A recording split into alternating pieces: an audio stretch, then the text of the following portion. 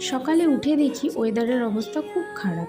খারাপ হলেও আমার কি, আমাকে তো সেই উঠে ডিউটি যেতে হবে।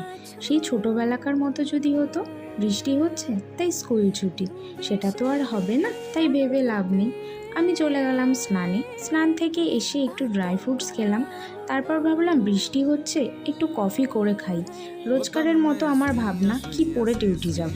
অনেক ভাবনার পর এটা পরলাম। ফার্স্ট একটা টোনার স্প্রে করে, দেন সিরাম। আজ ময়শ্চারাইজারটা না স্কিপ করে সানস্ক্রিন অ্যাপ্লাই করেছিলাম।